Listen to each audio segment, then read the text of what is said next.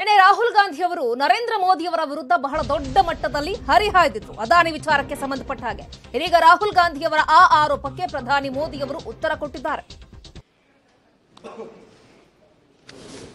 कुछ लोगों के भाषण के बाद पूरा इकोसिस्टम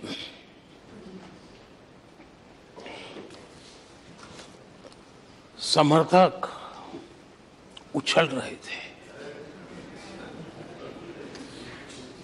और खुश होकर के कहने लगे ये हुई है। मैं अंतिम बार बोल रहा हूं, आप सीट पर बैठे बैठे नहीं बोले, आप वरिष्ठ सदस्य हैं और कोई शब्दों को नहीं गलत। आप चुप रहिए। नो नो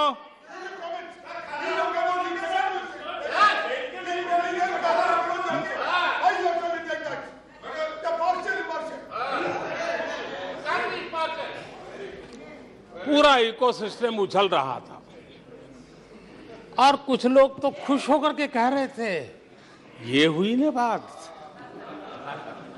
बड़ा शायद नींद भी अच्छी आई होगी, शायद आज उठ भी नहीं पाए होंगे।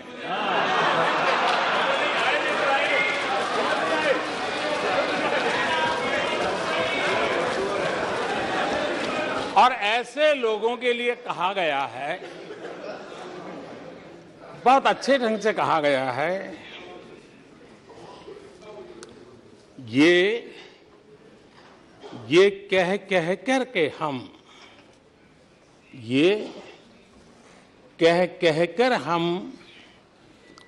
दिल को बहला रहे हैं। ये कह के हम दिल को बहला रहे हैं। वो अब चल चुके हैं। वो अब चल चुके हैं। वो अब आ रहे हैं। माननीय अध्यक्ष जी, जब राष्ट्रपति जी का भाषण हो रहा था, कुछ लोग कन्नी भी काट गए और एक बड़े नेता महामहिम राष्ट्रपति जी का अपमान भी कर चुके हैं। जनजातीय समुदाय के प्रति प्लीज प्लीज प्लीज आपको नफरत भी दिखाई दी है प्लीज। और हमारे जनजातीय समाज के प्रति उनकी सोच क्या है। देखिए, सदन के तरीके से चलेगा।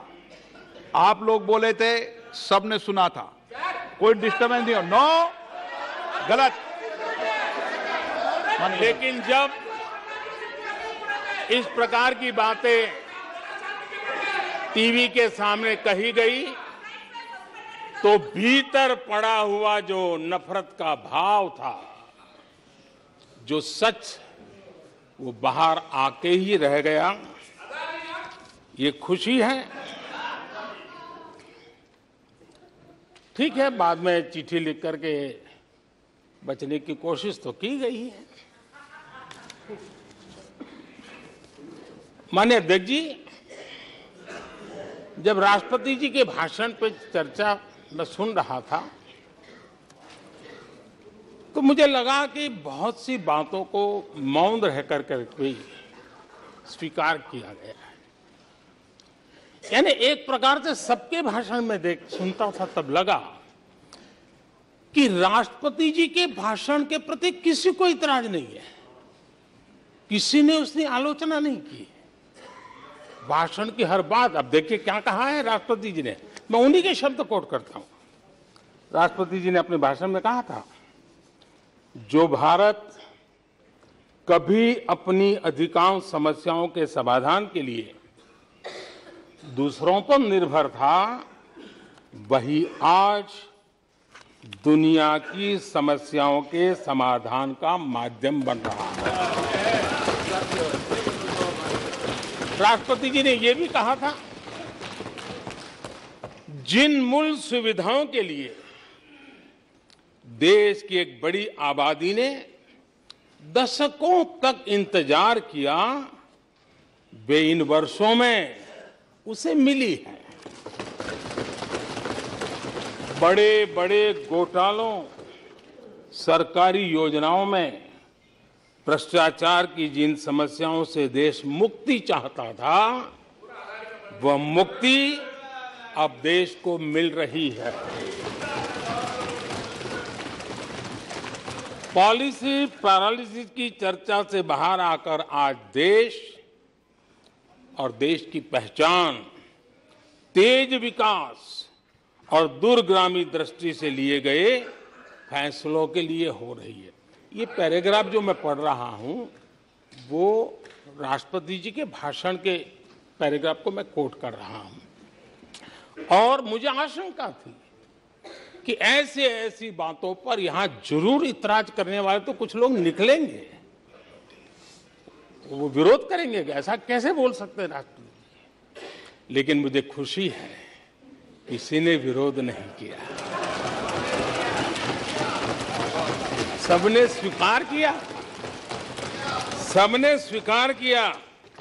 और माननीय अध्यक्ष जी, मैं 140 करोड़ देशवासियों का आभारी हूं कि सबके प्रयास के परिणाम आज इन सारी बातों को पूरे सदन में स्वीकृति मिली है।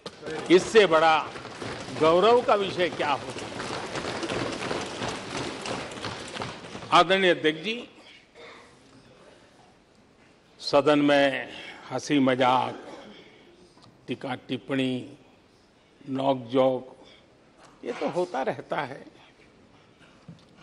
लेकिन ये नहीं भूलना चाहिए कि आज राष्ट्र के रूप में गौरवपूर्ण अवसर हमारे सामने खड़े हैं। गौरव के क्षण हम जी रहे हैं।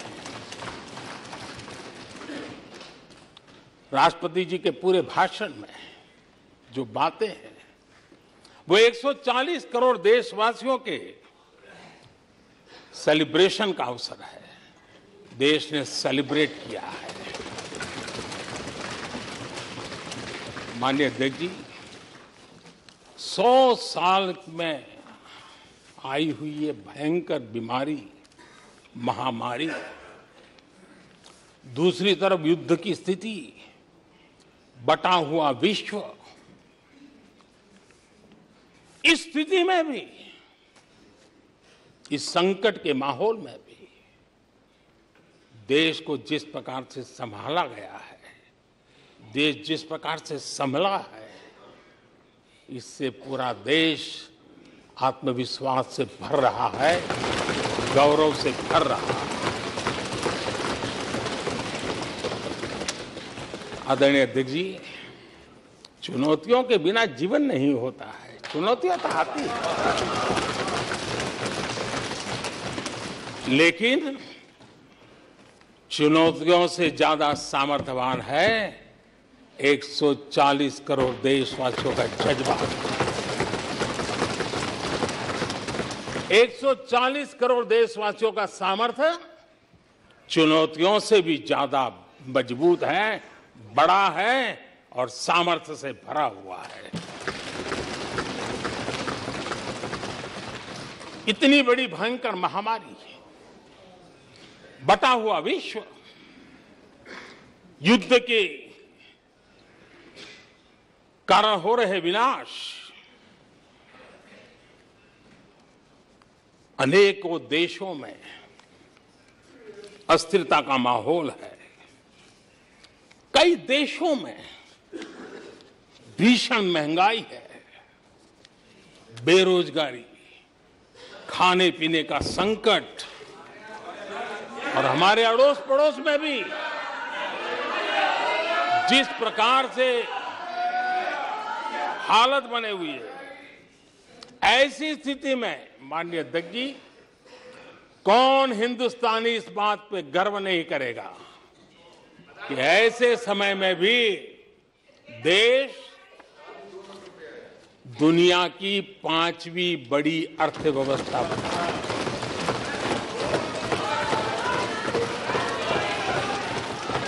आज पूरे विश्व में भारत को लेकर के पॉजिटिविटी है, एक आशा है, भरोसा है। और माननीय अध्यक्ष जी, ये भी खुशी की बात है कि आज भारत को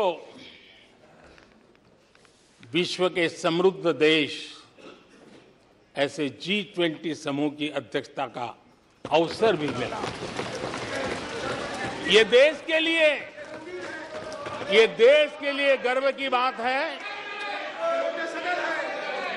ये देश के लिए गर्व की बात है। 140 करोड़ देशवासियों के लिए गौरव की बात है।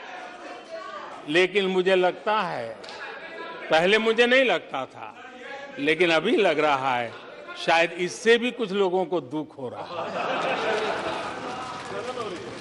140 करोड़ देशवासियों में किसी को दुख नहीं हो सकता है। वो आत्मनिरीक्षण करे, वो कौन लोग हैं जिसको इसका भी दुख हो रहा है।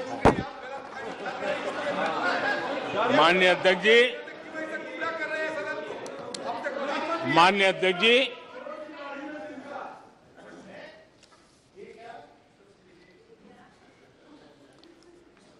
आज दुनिया की हर विश्वसनीय संस्था, सारे एक्सपर्ट्स जो वैश्विक प्रवाहों को बहुत गहराई से अध्ययन करते हैं, जो भविष्य का अच्छे से अनुमान भी लगा सकते हैं, उन सबको आज भारत के प्रति बहुत आशा है, विश्वास है और बहुत एक मात्रा में उमंग भी है। और आखिर ये सब क्यों? ऐसे ही तो नहीं है। आज पूरी दुनिया भारत की तरफ इस प्रकार से बड़ी आशा की नजरों से क्यों देख रही है? इसके पीछे कारण है। इसका उत्तर छिपा है भारत में आई स्थिरता में, भारत की वैश्विक साख में, भारत के बढ़ते सामर्थ्य में और भारत में बन रही नई संभावनाओं में। माननीय अध्यक्ष जी, हमारी रोजमर्रा की जिंदगी में जो बातें हो रही है, उसी को मैं अगर शब्दबद्ध करूं और कुछ बातें उदाहरण से समझाने की कोशिश करूं। अब आप देखिए, भारत में एक 2-3 दशक अस्थिरता के रहे, आज स्थिरता है, पॉलिटिकल स्टेबिलिटी है, स्टेबल गवर्नमेंट भी है और डिसिसिव गवर्नमेंट है।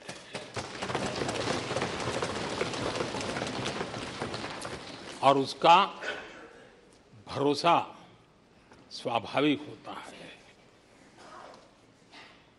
एक निर्णायक सरकार, एक पूर्ण बहुमत से चलने वाली सरकार, वो राष्ट्रहित में फैसले लेने का सामर्थ्य रखती है। और ये वो सरकार है, रिफॉर्म आउट ऑफ कंपल्सन नहीं, रिफॉर्म आउट ऑफ कन्विक्शन हो रहे हैं। और हम इस मार्ग पर हटने वाले नहीं हैं, हम चलते रहेंगे। देश को समय की मांग के अनुसार जो चाहिए वो देते रहेंगे। माननीय अध्यक्ष जी, एक और उदाहरण की तरफ मैं जाना चाहूंगा। इस कोरोना काल में मेड इन इंडिया वैक्सीन तैयार हुई। भारत ने दुनिया का सबसे बड़ा वैक्सीनेशन अभियान चलाया। और इतना ही नहीं, अपने करोड़ों नागरिकों को मुफ्त वैक्सीन के टीके लगाए। इतना ही नहीं, 150 से ज्यादा देशों को इस संकट के समय हमने जहां जरूरत थी वहां दवाई पहुंचाई, जहां जरूरत थी वहां वैक्सीन पहुंची। और आज विश्व के कई देश हैं जो भारत के विषय में इस बात पर बड़े गौरव से विश्व के मंच पर धन्यवाद करते हैं, भारत का गौरवगान करते हैं। उसी प्रकार से तीसरे एक पहलू की तरफ ध्यान देता है।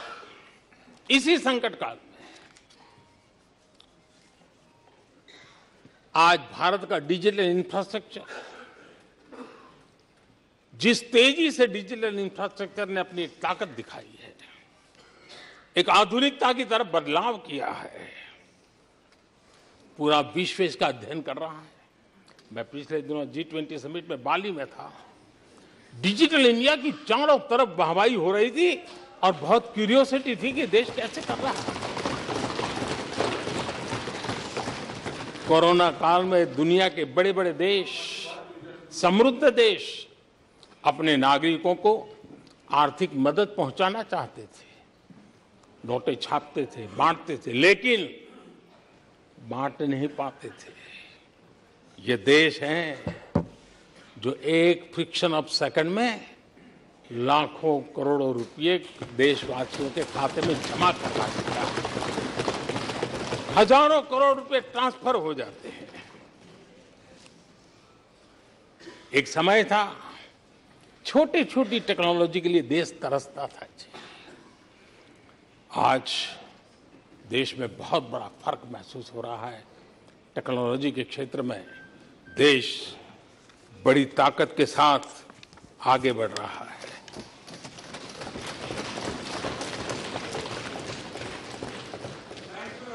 कोविन, दुनिया के लोग अपने वैक्सीनेशन का सर्टिफिकेट भी दे नहीं पाते जी। आज वैक्सीन लो, हमारे मोबाइल फोन पर हमारा सर्टिफिकेट दूसरी सेकंड पे अवेलेबल है। ये ताकत हमने दिखाई है। माननीय अध्यक्ष जी, भारत में नई संभावनाएं हैं। दुनिया को सशक्त वैल्यू और सप्लाई चेन, उसमें आज पूरी दुनिया ने, कोरोना कालखंड ने सप्लाई चेन के मुद्दे पर दुनिया को हिला के रख दिया है। आज भारत उस कमी को पूरने की ताकत के साथ आगे बढ़ रहा है। कईयों को ये बात समझना बहुत देर लग जाएगी। भारत आज इसी दिशा में एक मैन्युफैक्चरिंग हब के रूप में उभर रहा है और दुनिया भारत की समृद्धि में अपनी समृद्धि देख रही है। माननीय अध्यक्ष जी, निराशा में डूबे हुए कुछ लोग इस देश की प्रगति को स्वीकार ही नहीं कर पा रहे हैं। उन्हें भारत के लोगों की उपलब्धियां नहीं दिखती है। अरे 140 करोड़ देशवासियों के पुरुषार्थ और प्रयास का परिणाम है, जिसके कारण आज दुनिया में डंका बजना शुरू हुआ है। उन्हें भारत के लोगों के पुरुषार्थ और परिश्रम से प्राप्त उपलब्धियां उनको नजर नहीं आ रही हैं। माननीय अध्यक्ष जी, पिछले 9 वर्ष में भारत में 90,000 स्टार्टअप्स, और आज स्टार्टअप की दुनिया में हम दुनिया में तीसरे नंबर पर पहुंच चुके हैं। एक बहुत बड़ा स्टार्टअप इकोसिस्टम आज देश के टायर 2, टायर 3 सिटीज में भी पहुंच चुका है। हिंदुस्तान के हर कोने में पहुंचा है। भारत के युवा सामर्थ्य की पहचान बनता जा रहा है। माननीय अध्यक्ष जी, इतने कम समय में और कोरोना के विकट कालखंड में 108 यूनिकॉर्न बने हैं। और एक यूनिकॉर्न का मतलब होता है उसकी वैल्यू 6-7 हजार करोड़ से ज्यादा होती है। ये देश के नौजवानों ने करके दिखाया। माननीय अध्यक्ष जी, आज भारत दुनिया में मोबाइल मैन्युफैक्चरिंग में दुनिया में दूसरा बड़ा देश बन गया है। घरेलू विमान यात्री डोमेस्टिक एयर ट्रैफिक में आज विश्व में हम तीसरे नंबर पर पहुंच चुके हैं। एनर्जी कंजम्पशन प्रगति के एक मानदंड माना जाता है। आज भारत एनर्जी कंजम्पशन में दुनिया में एक कंज्यूमर के रूप में तीसरे नंबर पर हम पहुंच चुके हैं। रिन्यूएबल एनर्जी की कैपेसिटी में हम दुनिया में चौथे नंबर पर पहुंच चुके हैं। स्पोर्ट्स कभी हमारी कोई पूछ नहीं होती थी, कोई पूछता नहीं था। आज स्पोर्ट्स की दुनिया में हर स्तर पर भारत के खिलाड़ी अपना रुतबा दिखा रहे हैं, अपना सामर्थ्य दिखा रहे हैं। एजुकेशन समेत हर क्षेत्र में आज भारत आगे बढ़ रहा है। पहली बार, माननीय अध्यक्ष जी, गर्व होगा, पहली बार हायर एजुकेशन में एनरोलमेंट वालों की संख्या 4 करोड़ से ज्यादा हो गई। इतना ही नहीं, बेटियों की भी भागीदारी बराबर होती जा रही है।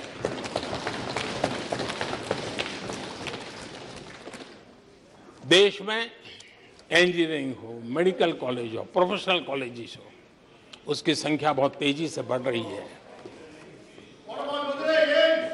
स्पोर्ट्स के अंदर भारत का परचम ओलंपिक हो, कॉमनवेल्थ हो, हर जगह पे हमारे बेटे, हमारी बेटियों ने शानदार प्रदर्शन किया है। माननीय अध्यक्ष जी, किसी भी भारतीय को ऐसी अनेक बातें मैं गिना सकता हूं। राष्ट्रपति जी ने अपने भाषण में कई बातें कही हैं। देश में हर स्तर पर, हर क्षेत्र में, हर सोच में आशा ही आशा नजर आ रही है।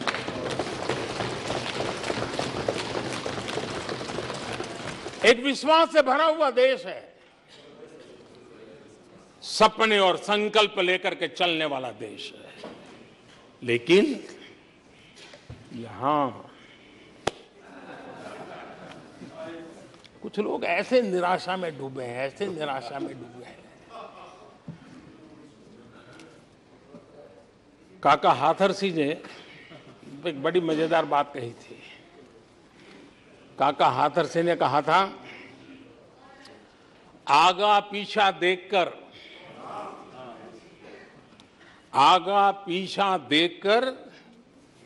क्यों होते गमगीन,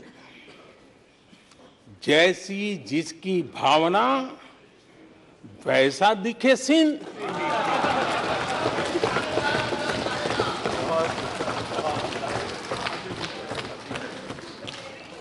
आदरणीय अध्यक्ष जी, आखिर ये निराशा भी ऐसे नहीं आई है। इसके पीछे कारण है। एक तो जनता का हुक्म, बार बार हुक्म, लेकिन साथ साथ इस निराशा के पीछे जो अंतर मन में पड़ी हुई चीज है, जो चैन से सोने नहीं देती है, और क्या है? पिछले 10 साल में 2014 के पहले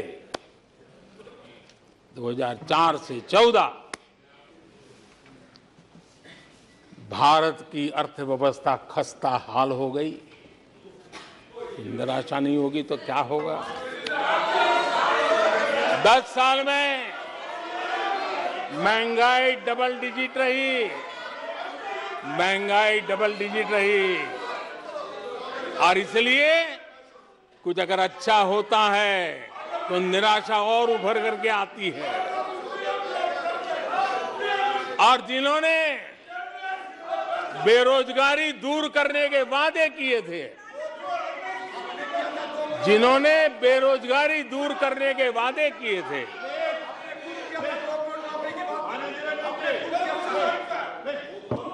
माननीय अध्यक्ष जी, एक बार जंगल में दो नौजवान शिकार करने के लिए गए और वो गाड़ी में अपनी बंदूक नीचे उतार करके थोड़ा टहलने लगे। उन्होंने सोचा कि थोड़ा अभी आगे चलना है तो थोड़ा जरा हाथ पैर ठीक कर ले, लेकिन गए थे तो बाघ का शिकार करने के लिए और उन्होंने देखा आगे जाएंगे तो बाघ मिलेगा, लेकिन हुआ ये कि वहीं पर बाघ दिखाई दिया। अभी नीचे उतरे थे, अपनी गाड़ी में बंदूक वहीं पड़ी थी, बाघ दिखा, अब करे क्या? तो उन्हें लाइसेंस दिखाया कि मेरे पास बंदूक का लाइसेंस है।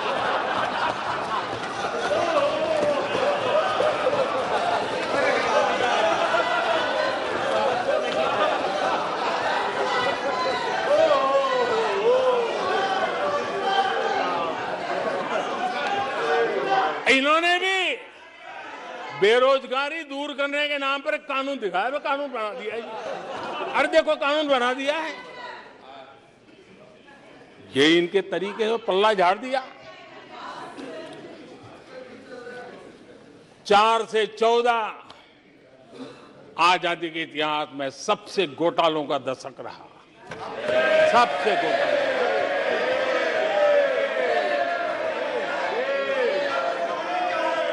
वही 10 साल यूपीए के, वो 10 साल कश्मीर से कन्याकुमारी,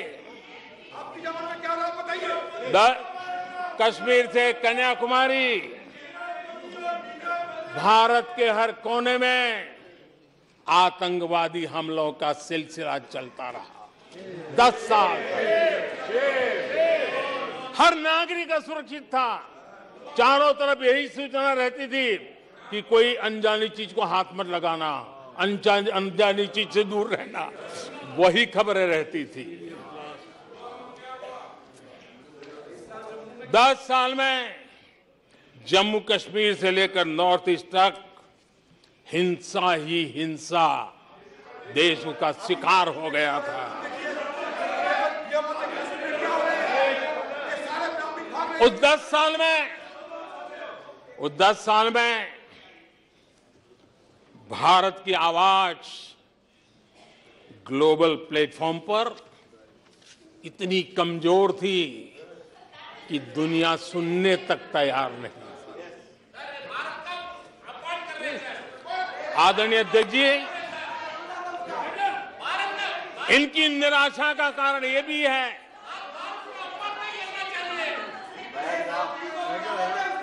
आज जब देश की क्षमता का परिचय हो रहा है, 140 करोड़ देशवासियों का सामर्थ्य खिल रहा है, खुल करके सामने आ रहा है, लेकिन देश का सामर्थ्य तो पहले भी था, लेकिन 4 से लेकर 14 तक इन्होंने वो अवसर गंवा दिया। और यूपीए की पहचान बन गई, हर मौके को मुसीबत में पलट दिया, हर मौके को मुसीबत में पलट दिया। जब टेक्नोलॉजी इंफॉर्मेशन का युग बड़ी तेजी से बढ़ रहा था, उछल रहा था, उसी समय ये 2G में फंसे रहे, मौका मुसीबत में। सिविल न्यूक्लियर डील हुआ, जब सिविल न्यूक्लियर डील की चर्चा थी, तब ये कैश फॉर वॉट में फंसे रहे। ये खेल चले। आदरणीय अध्यक्ष जी, 2010 में कॉमनवेल्थ गेम्स हुए, भारत को दुनिया के सामने, भारत की युवा सामर्थ्य को प्रस्तुत करना एक बहुत बड़ा अवसर था। लेकिन फिर मौका मुसीबत में और CWG घोटाले में पूरा देश दुनिया में बदनाम हो गया। आदरणीय अध्यक्ष जी,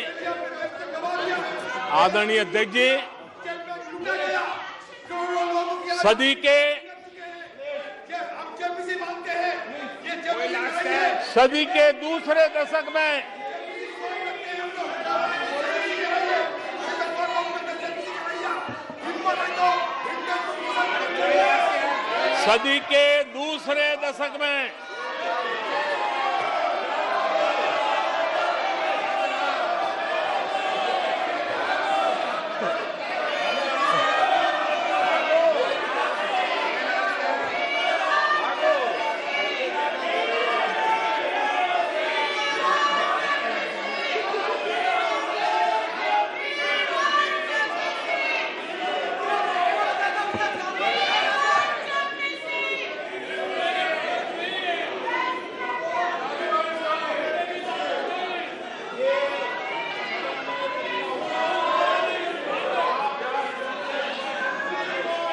उचित नहीं है, ये संसदीय परंपराओं के अनुरूप नहीं है। आप बिना तथ्यों के बोलते हैं और फिर सुनते नहीं हैं। प्लीज बैठिए। नो, बैठिए। No no no no no. आदरणीय अध्यक्ष जी, ऊर्जा का किसी भी देश के विकास में अपना एक महात्म्य होता है और जब दुनिया में भारत की ऊर्जा शक्ति के उभार की दिशा में चर्चा की जरूरत थी, इस सदी के दूसरे दशक में हिंदुस्तान की चर्चा ब्लैकआउट के नाते हुई। पूरे विश्व में ब्लैकआउट के वो दिन चर्चा के केंद्र में आ गए। कोयला घोटाला चर्चा में आ गया। आदरणीय अध्यक्ष जी, देश पर इतने आतंकी हमले हुए,